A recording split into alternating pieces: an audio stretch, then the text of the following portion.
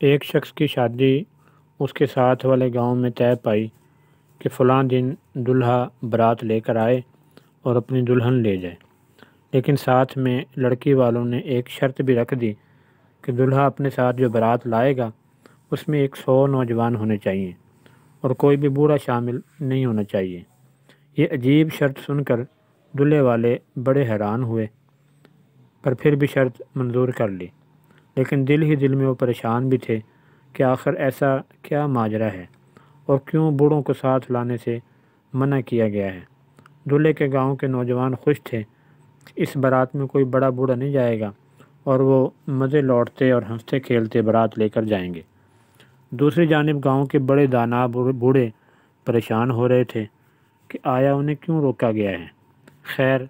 بارات کے جانے کا دن آن پہنچا، دولہے کا سہرا باندھا گیا۔ جب بارات دوسرے گاؤں روانگی کے لیے تیار تھی تو اسی لمحے گاؤں کے بزرگوں نے یہ فیصلہ کیا کہ بارات کے ساتھ ایک بوڑھا تھوڑے فاصلہ رکھ کر جائے گا اور سارے معاملات پر نظر رکھے گا۔ نوجوانوں کو یہ بات بری لگی۔ انہوں نے کہا کہ ہم 100 نوجوان ہیں، ہم ہر طرح کے حالات سے مقابلہ کرنے کی صلاحیت رکھتے ہیں، ہم اپنے بھائی کی دلہن لے کر لوٹیں گے چاہے جو مرضی ہو جائے۔ مگر بڑے بزرگ نہیں مانے اور ایک بوڑھے کو بارات سے فاصلہ رکھ کر چلنے کو کہا۔ بارات جب روانہ ہوئی تو راستے میں نوجوانوں نے دل میں بہت برا محسوس کیا کہ ہم 100 نوجوان جو بہادر ہیں، طاقت رکھتے ہیں، توانا ہیں، بڑے بڑے پہاڑوں کو عبور کرنے کی صلاحیت رکھتے ہیں، تو ایسے میں ایک بوڑھے شخص کا جو مشکل سے چل رہا ہے، ہاتھ میں اس کے لاٹھی ہے، آنکھوں پر چشمہ لگایا ہوا ہے، کھانس کھانس کر اور بلغم تھوکتا ہوا ساتھ آ رہا ہے، اس کا کچھ فائدہ نہیں۔ خیر، دل میں برا بھلا کہتے ہوئے یہ نوجوان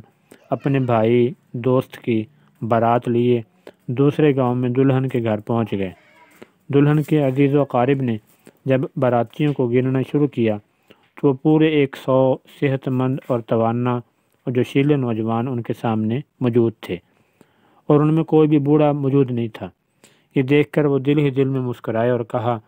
کہ دلہا کا نکاح اب اس وقت ہی ہوگا جب دوسری شرط بھی پوری کی جائے گی، اور دوسری شرط یہ ہے کہ جب 100 نوجوان 100 بکرے کھائیں گے تبھی نکاح اور دلہن کی رخصتی ممکن ہوگی۔ شرط کے سنتے ہی نوجوانوں کے اوسان خطا ہو گئے اور وہ پریشانی سے ایک دوسرے کا منہ تکنے لگے اور آنکھوں ہی آنکھوں میں ایک دوسرے سے باتیں کرنے لگے کہ اب کیا ہوگا۔ ان نوجوانوں میں سے ہی ایک نوجوان کو اچانک خیال آیا کہ بارات کے ساتھ ایک بوڑھا بھی کچھ فاصلہ رکھ کے ان کے پیچھے آ رہا تھا۔ وہ نوجوان مجمع سے آنکھیں بچاتا اور چھپتے چھپاتے ہوئے باہر کو نکلا اور فاصلہ رکھ کر ساتھ آئے اس بزرگ کو ڈھونڈنے لگا۔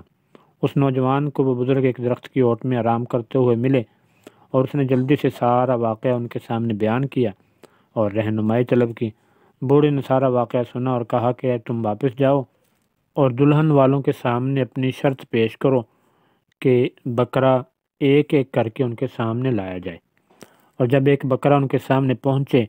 تو سب نوجوان ایک دم ہی اس پر ٹوٹ پڑیں اور اکٹھے کھائیں۔ نوجوان بوڑھے شخص سے ہدایات لے کر واپس پہنچا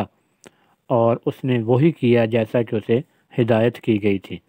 یہ سارا منظر و ماجرا دیکھ کر دلہن والے پریشان ہو گئے اور دلہے والوں نے دلہن والوں کی یہ شرط پوری کر دی اور 100 بکرے کھا لیے، اور پھر نکاح کے بعد دلہن کو لے کر بارات ہنسی خوشی واپس آ گئی۔ نوجوانوں کو پھر احساس ہوا کہ کس طرح ایک بزرگ نے رہنمائی کر کے ان کی پریشانی کو راحت میں تبدیل کر دیا۔ آج ہم اپنے بزرگوں کا وجود اپنے لیے غیر اہم سمجھتے ہیں،